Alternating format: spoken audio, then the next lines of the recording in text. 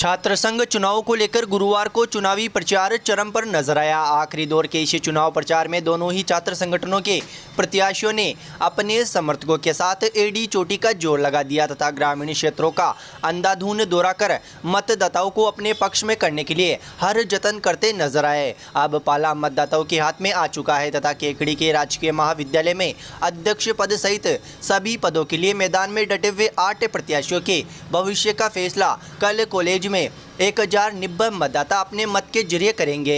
महाविद्यालय प्रशासन ने मतदान प्रक्रिया को शांतिपूर्ण तरीके से संपन्न करवाने के लिए अपनी तैयारियां पूरी कर ली है। कल सुबह 8 बजे से 1 बजे तक मतदान की प्रक्रिया होगी तथा 27 अगस्त को परिणामों की घोषणा की जाए। आपको बता दें कि एक और जहां एबीवीपी से अध्यक्ष पद के लिए ऋषिराज चौधरी मैदान में है, वहीं एनएसयूआई से अध्यक्ष पद के लिए ओम प्रकाश यादव दंगल में उतरे हुए हैं। इस बार के छात्र संघ चुनाव 2 महीनों से खास है। एक तो 2 साल से कोरोना के कारण छात्र संघ चुनाव स्थगित थे और 2 सालों बाद फिर से छात्र संघ चुनाव आयोजित हो रहे तो छात्रों में जबरदस्त उत्साह नजर आ रहा है। वहीं दूसरी ओर आगामी वर्ष में विधानसभा चुनाव भी होने हैं तो राजनीतिक दल भी इसे प्रतिष्ठा से जोड़कर देख रहे हैं, जिस कारण छात्र संघ चुनाव में दोनों छात्र संगठनों के पैरोकार राजनीतिक दल कांग्रेस व भाजपा कोई मौका नहीं छोड़ना चाहती ताकि विधानसभा चुनाव में इसका फायदा उठाया जा सके। इन मायनों से छात्र संघ चुनाव इस बार का काफ़ी अहम है। दोनों ही राजनीतिक दल भी पूरे दमखम के साथ मैदान में अपने प्रत्याशियों को जिताने की गुणाभाग में लगे हुए हैं।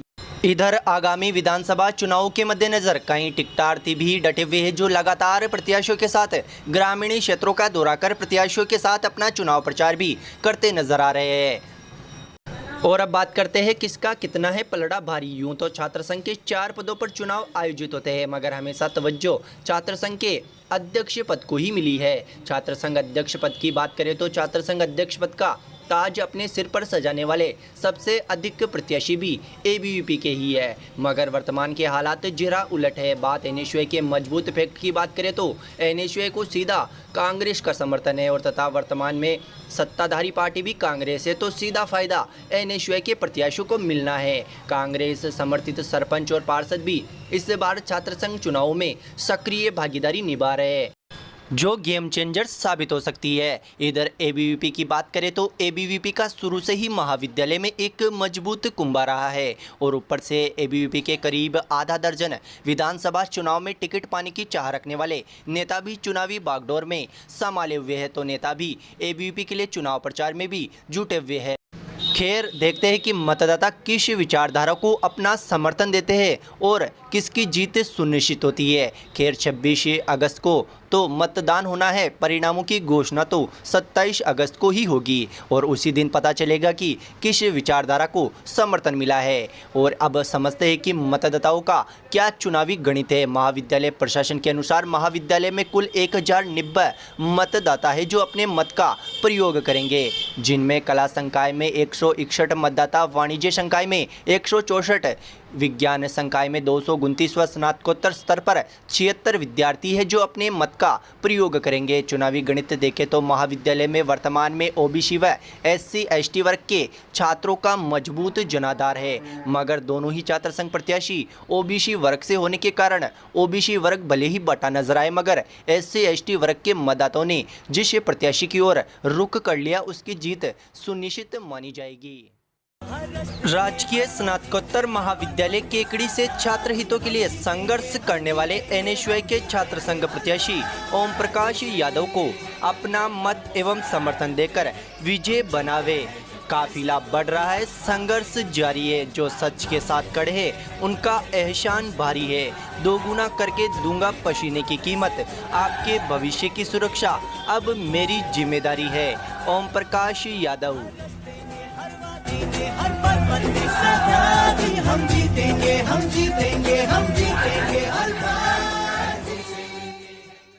केकड़ी सिटी पुलिस ने ताश पत्ती से जुआ खेलने के मामले में 2 अलग अलग जगहों से 4 जनों को गिरफ्तार किया है। केकड़ी सिटी पुलिस के एएसआई राम सिंह मीणा व हेड कांस्टेबल राजेश मीणा ने अलग अलग ठिकानों पर इस कार्रवाई को अंजाम दिया तथा जुआ खेल रहे आरोपियों के कब्जे से ताश पत्ती व 1500 रुपये बरामद किए हैं। एएसआई राम सिंह मीणा ने बताया कि गुरुवार को सूचना मिली कि पोकीनाडी के पास कुछ लोग पैसों से जुआ खेल रहे। सूचना के बाद पुलिस टीम ने पोकीनाडी के पास केबिनों की आड़ में ताश पत्ती से जुआ खेल रहे जय सिंह पुलिस थाना पनियाला जयपुर ग्रामीण निवासी मनोज पुत्र श्रीराम व खोरा पुलिस थाना मनोहरपुरा जयपुर ग्रामीण निवासी रामेश्वर पुत्र सेडू राम को गिरफ्तार कर लिया। पुलिस ने आरोपियों के कब्जे से ताश पत्ती व 750 रुपये की रकम को भी जब्त किया है। वहीं हेड कांस्टेबल राजेश कुमार मीणा ने पोकीनाडी पर बालाजी मंदिर के पास जुआ खेल रहे 2 जनों को गिरफ्तार किया है। आरोपी जय सिंहपुरा निवासी लालाराम पुत्र ख्यालीराम व रामपुरा पुलिस थाना शाहपुरा जयपुर ग्रामीण निवासी रामनिवास पुत्र भगवान साय से ताश पत्ती व 750 रुपये की राशि जब्त की है। पुलिस ने दोनों मामलों में मुकदमा दर्ज कर मामले की जांच शुरू कर दी है। छात्र शक्ति को मजबूत बनाने के लिए राजकीय स्नातकोत्तर महाविद्यालय केकड़ी से अखिल भारतीय विद्यार्थी परिषद के छात्र संघ अध्यक्ष प्रत्याशी ऋषिराज चौधरी को अपना मत एवं समर्थन देकर विजय बनावे। बदल कर रख देंगे मुकम्मल फिजा जमाने की, अब तो जिद है नया इतिहास बनाने की। ऋषिराज चौधरी शान जाके शान का उदान आज धनुष के बाण पे उतार दो। तेजा मेला कमेटी के भंग करने के बाद से उपजे कांग्रेसी पार्षदों के बीच रार अब लगातार बढ़ती जा रही है। गुरुवार को कांग्रेस के नाराज पार्षदों के एक दल ने भाजपा पार्षदों के साथ मिलकर अधिशासी अधिकारी को खुद के खिलाफ ही निंदा प्रस्ताव लाने को लेकर आवश्यक बैठक बुलाने की मांग को लेकर ज्ञापन सौंपने पहुंच गया। मगर आधे घंटे तक नगरपालिका परिसर में चले नाटकीय घटनाक्रम के बाद भी न पार्षद अधिशासी अधिकारी को ज्ञापन सौंप सके और न ही अधिशासी अधिकारी ने अपने खिलाफ निंदा प्रस्ताव के लिए आवश्यक बैठक को लेकर ज्ञापन लिया और नाराज पार्षदों के दल ने नगरपालिका परिसर में ही मजबूर होकर धरने पर बैठ गया और आखिर में होता जाता कुछ नहीं देख पार्षदों को मजबूर होकर ज्ञापन को डिजिटल माध्यम से नगरपालिका के पते पर ईमेल करना पड़ा। दरअसल गुरुवार की शाम को कांग्रेस व भाजपा के पार्षदों का एक दल अधिशासी अधिकारी के खिलाफ निंदा प्रस्ताव लाने के लिए विशेष बैठक बुलाने की मांग को लेकर ज्ञापन सौंपने पहुंचा था। मगर जैसे ही पार्षदों का दल अधिशासी अधिकारी के चेंबर में पहुंचा तो अधिशासी अधिकारी ने यह कहकर ज्ञापन लेने से मना कर दिया कि पालिका अध्यक्ष के नाम से लिखा गया ज्ञापन मुझे नहीं सौंपे। आनन फानन में पार्षदों ने एक और ज्ञापन की कॉपी जिस पर अधिशासी अधिकारी का भी नाम लिखा हुआ था उसको लेकर पहुंच गए। मगर तब तक अधिशासी अधिकारी अपने चेंबर से बाहर निकल गए और अपने घर की तरफ जाने लगे। पार्षदों का दल भी पीछे पीछे उनके दौड़ पड़ा। मगर घर के बाहर पहुंचते ही अधिशासी अधिकारी ने भी ये कहकर ज्ञापन लेने से मना कर दिया कि वे इसके लिए अधिकृत नहीं है। नाराज पार्षदों के दल ने नगरपालिका परिसर में ही धरने पर बैठ गए और नारेबाजी शुरू कर दी। आखिर में होता जाता कुछ नहीं देख पार्षद मजबूर होकर डिजिटल माध्यम से नगरपालिका के पते पर ज्ञापन को ईमेल किया। ज्ञापन के माध्यम से पार्षदों ने अधिशासी अधिकारी पर कई आरोप लगाए तथा नियमों का हवाला देकर अधिशासी अधिकारी के खिलाफ निंदा प्रस्ताव लाने को लेकर पालिका की बोर्ड बैठक विशेष बैठक बुलाने की मांग की। ज्ञापन में पार्षद नवल दादीची, जितेंद्र बोयत, राधा कृष्ण सोनी, आसिफ हुसैन, इंदु कंवर राणावत, रामधन माली, मुन्नी देवी, सुरेश कुमार साहू, सुरेश बोयत, उषा जैन, नदीम अख्तर, विनोद आचार्य आदि ने हस्ताक्षर किए।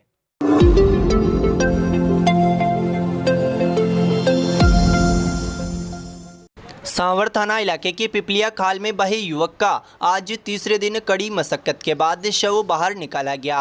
पुलिस ने शव का पोस्टमार्टम कराकर शव परिजनों को सौंप दिया है। आपको बता दें कि मंगलवार को पिपलिया निवासी सोनू मीणा व शैतान मीणा सांवर आ रहे थे। इसी दौरान पिपलिया खाल के निकट पानी के तेज बहाव में बाइक सहित दोनों बह गए। हालांकि शैतान मीणा को खाल की कुछ ही दूरी पर एक बबूल की शाखा को पकड़कर सकुशल बच गया। वहीं सोनू मीणा पानी के तेज बहाव में बह गया। इसके बाद सिविल डिफेंस टीम केकड़ी व एसडीआरएफ की टीम ने रेस्क्यू ऑपरेशन चलाया लेकिन सफलता नहीं मिली। तीसरे दिन जाकर सुबह सिविल डिफेंस टीम व एसडीआरएफ की टीम ने फिर से रेस्क्यू ऑपरेशन शुरू किया। इसी दौरान खाल की रपट से 1 किलोमीटर दूर शव झाड़ियों में फंसा हुआ मिला, जिसके बाद टीम ने शव को राजकीय चिकित्सालय में पोस्टमार्टम के लिए भिजवाया, जहां पर पुलिस ने पोस्टमार्टम करवाकर शव परिजनों को सौंप दिया है।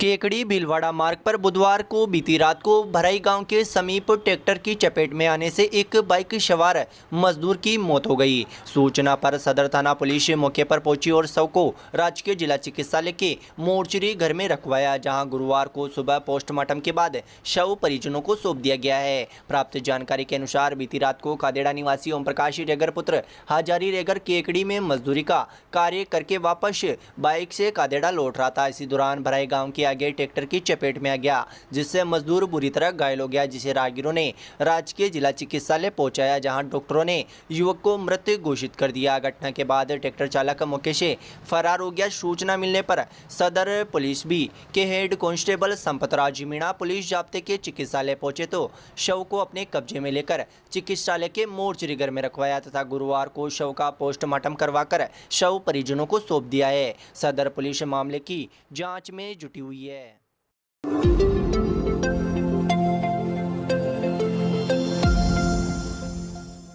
समीपवर्ती ग्राम रणजीतपुरा में श्री वीर तेजा नवयुवक मंडल के तत्वाधान में तेजा मेले के अवसर पर विद्यालय परिसर में प्रथम रक्तदान शिविर का आयोजन किया गया। शिविर में 55 यूनिट रक्त संग्रहित हुआ। शिविर में राजकीय जिला चिकित्सालय केकड़ी की टीम ने अपनी सेवाएं दी। छोटे से गांव में पहली बार आयोजित हुए रक्तदान शिविर को लेकर कार्यकर्ताओं में जबरदस्त उत्साह नजर आया। इस मौके पर भाजपा नेता डॉक्टर मिथिलेश गौतम ने शिविर का शुभारंभ किया। प्रारंभ में कार्यकर्ताओं ने अतिथियों का माला व सापा बंधवाकर स्वागत किया। शिविर में दशरथ कुड़ी, गिशालाल जाट, परमेश्वर कुमावत, सूर्य प्रकाश, शंकर लाल, कमलेश, शंकर कुड़ी, मंगल, रामेश्वर, शिवराज, सूरतराम, सुरेश प्रधान, सांवरलाल, दिलकुश, भीमराज, वंश, प्रदीप सिंह, कैलाश, विशाल आदि मौजूद रहे।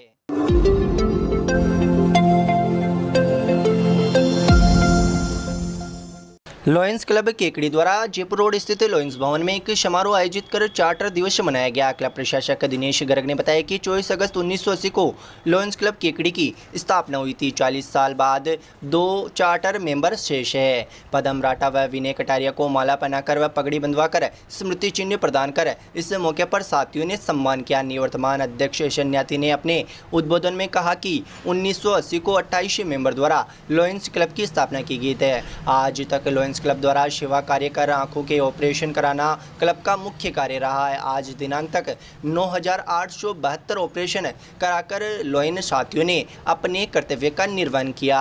स्वास्थ्य संबंधित कैंप शिविर लगाकर जरूरतमंद की सेवा भी की। सेवा कार्यों में भागीदारी सुनिश्चित की। क्लब के अध्यक्ष राजेंद्र कुमार सोनी ने पदम राठा व विनय कटारिया के क्लब में किए गए कार्यों की भूरी प्रशंसा की। पुरुषोत्तम गर्ग ने बताया कि कैलाश गर्ग, राकेश कासलीवाल, विनय पांड्या, जगदीश फतेहपुरिया, डॉक्टर ब्रजेश गुप्ता, अनिल दत्त शर्मा, निरंजन चौधरी, दिनेश मेवाड़ा, सराम जहांगीर, भरत माहेश्वरी, मुरारी गर्ग, संजय जैन, अमित पारिक, राकेश जोशी आदि इस मौके पर मौजूद रहे। क्लब द्वारा 28 अगस्त को मेगा स्पेशलिस्ट चिकित्सा शिविर व 30 अगस्त को मंगलवार को निःशुल्क चिकित्सा शिविर आयोजित किया जा रहा है, जिसको लेकर भी चर्चा की गई।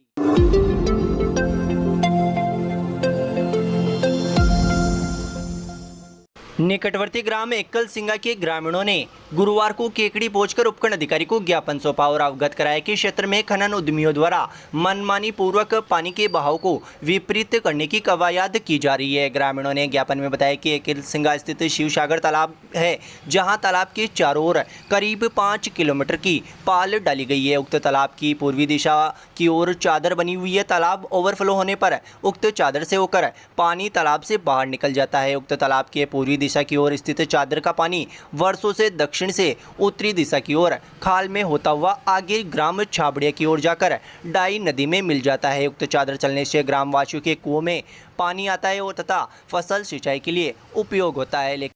लेकिन उक्त पूर्वी दिशा की ओर चादर के पानी को ग्राम एकल सिंगा में माइनिंग वाले व्यक्ति अपने प्रभाव के कारण विपरीत दिशा में उत्तर से दक्षिण चरागाह की ओर मोड़ना चाहते हैं, जिससे तालाब के क्षतिग्रस्त होने व ग्राम एकल सिंगा में पानी घुसने की पूरी संभावनाएं बन गई है। ज्ञापन सौंपकर ग्रामीणों ने एकल सिंगा के शिवसागर के तालाब के पानी को विपरीत दिशा उत्तर से दक्षिण की ओर नहीं निकालने तथा वर्षों से जिस दिशा में दक्षिण से उत्तर में जाता रहा है उसी दिशा में पानी की आवक जारी रखने की मांग की। ज्ञापन सौंपने के दौरान बड़ी संख्या में एकल सिंगा के ग्रामीण मौजूद रहे।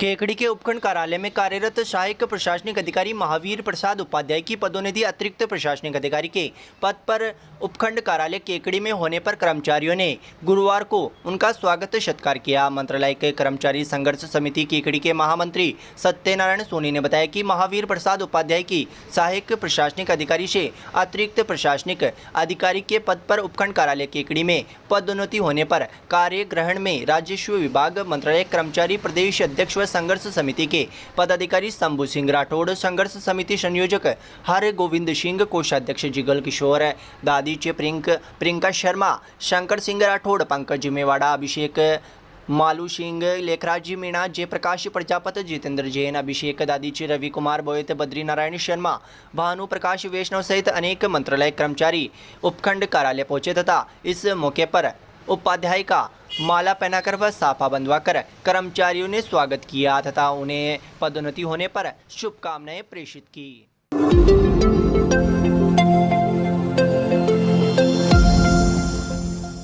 The Vibrant Academy is the CBSE affiliated school having the facilities of fully ventilated, spacious and airy classrooms, a big and spacious multi-storied library, computer lab, science lab, conveyance facilities, various indoor and outdoor playgrounds, music, dance, martial art, English spoken classes for all-round development of students. Appointment of CBSE experienced and qualified faculty to motivate the children to speak in English and learning with fun.